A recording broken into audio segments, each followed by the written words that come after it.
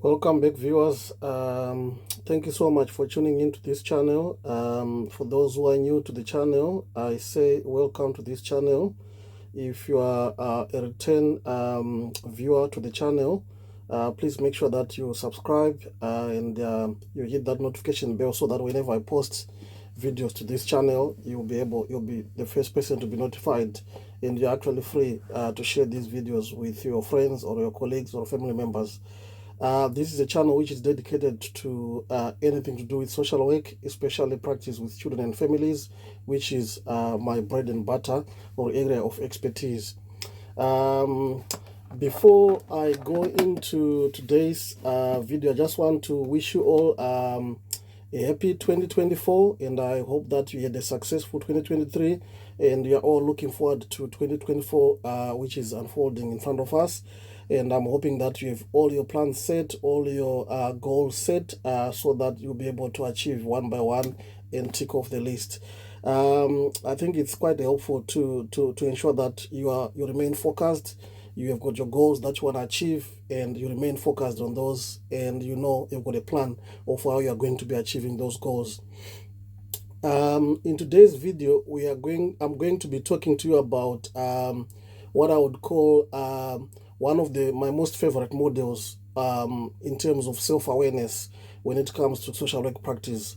This is a model, it's called the Johari's window model of self-awareness. It's used in social work, but it's used in other fields as well.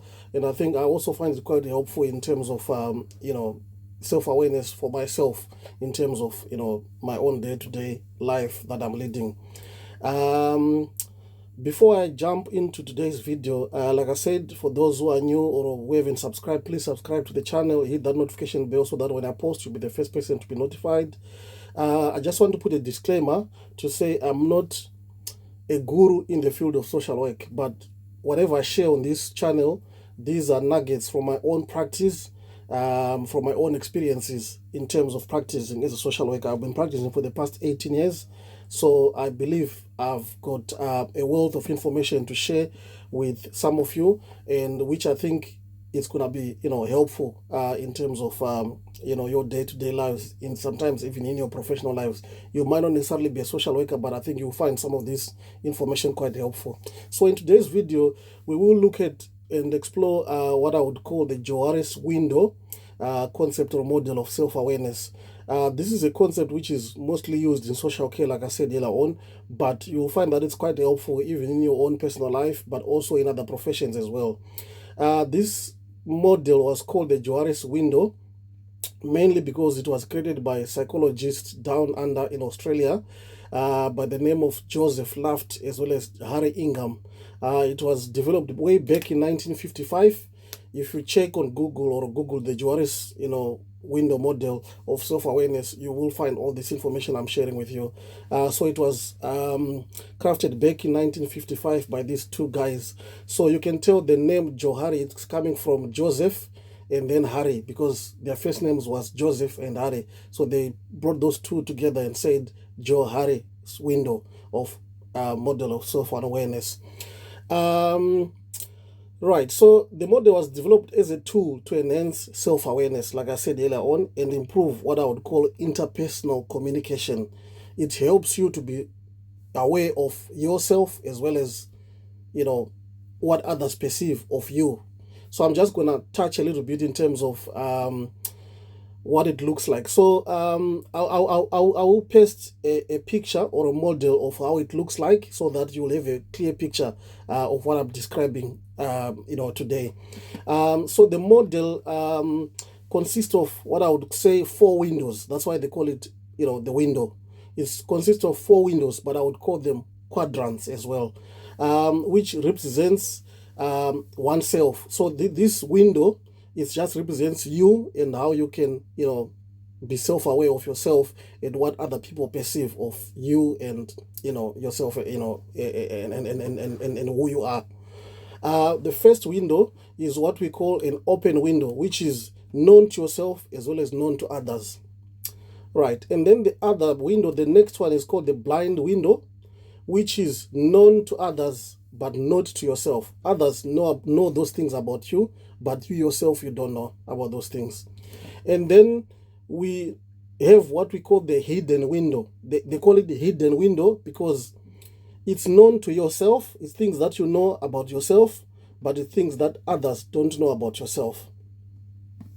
And then we have what we call the unknown window, which is the unknown to both yourself and others. So now you can see why, we call it, a model of self-awareness. So there are things that you know that are known to yourself and known to others. That's the open window. Then we've got the blind window, which is known to others and not to oneself. And then we've got the hidden window, which is known to yourself but not to others. And then the unknown window, which is unknown to both yourself as well as to others. So I think that you can tell that you've got a homework to make sure that you know what the unknown window is all about. And I think you would also want to know what the blind window is all about, as it's talking about you as well.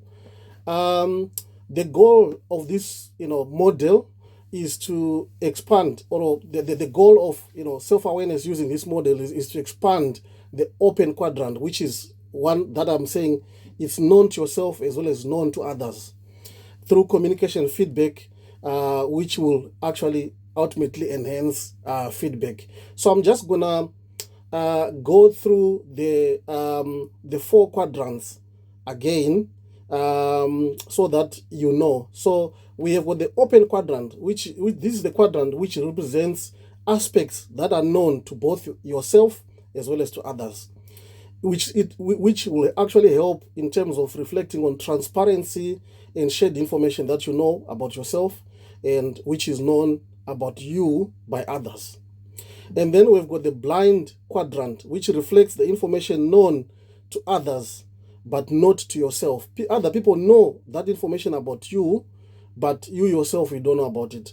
So in terms of this quadrant, in terms of the blind quadrant, it just emphasizes the importance of feedback so that you'll be able to uncover what other people know about you, but you don't know. So, as a manager, I can give an example. I always, talk to my colleagues and say, is there anything else that you think we can do to make this service a better service? That's another way of using it, because you are trying to find out things that you yourself, you don't know, but your colleagues know, that might help the service, go forward.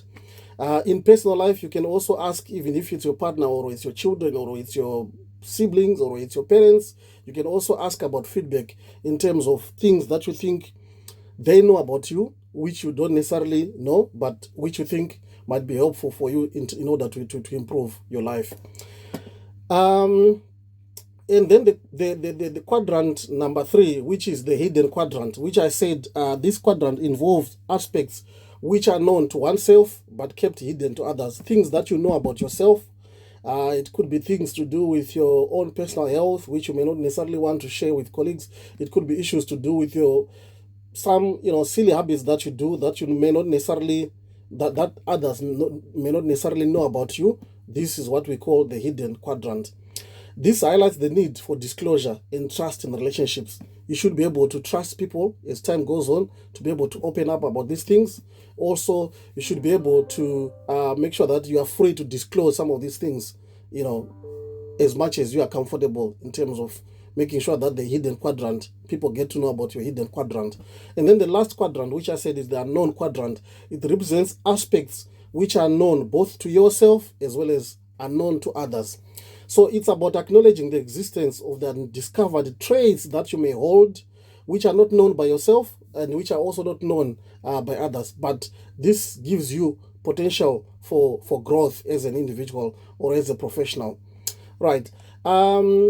So in terms of summarizing the key concepts of this model, what I would call, which is called the Johari's, window model of self-awareness, I spoke about the structure of the quadrant. I'm now summarizing what the model is all about. I spoke to you about the structure of how the quadrant looks in terms of the 4 windows, and which divides self-awareness into 4 parts: the open, the blind, the hidden, and the unknown. And then I spoke about the open quadrant, which I said is known to both oneself and to others, and the blind quadrant, which also reflects, issues or information which is known to others but not to yourself. And then the hidden quadrant, which is known to yourself but not to others. And then the unknown quadrant, which is, not known to both yourself as well as to others. Right.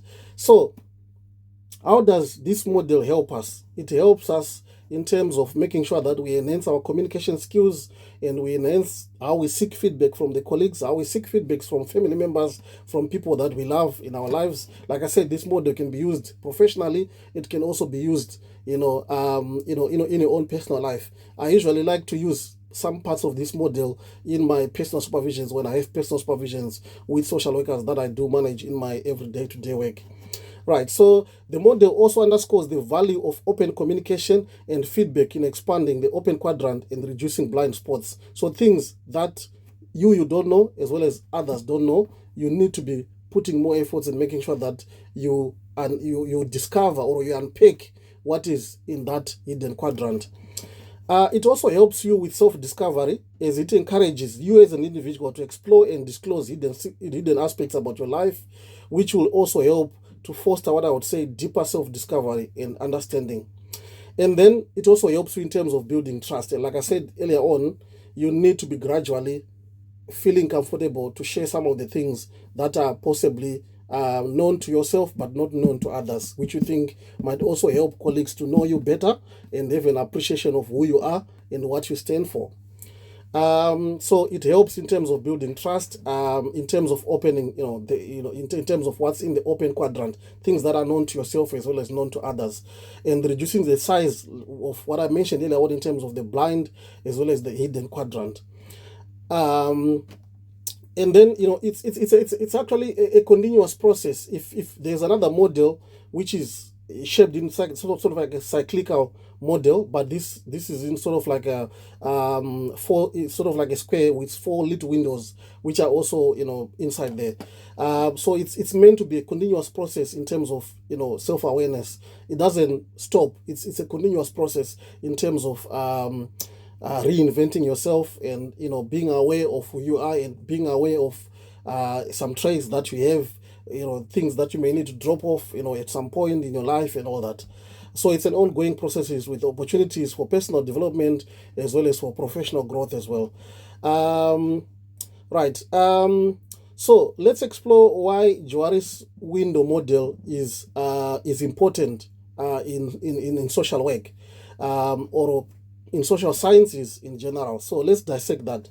Number one, I would say it improves self-awareness, or it leads to enhanced self-awareness among professionals, as it provides a structured framework of how we can go about it in terms of us gaining self-awareness.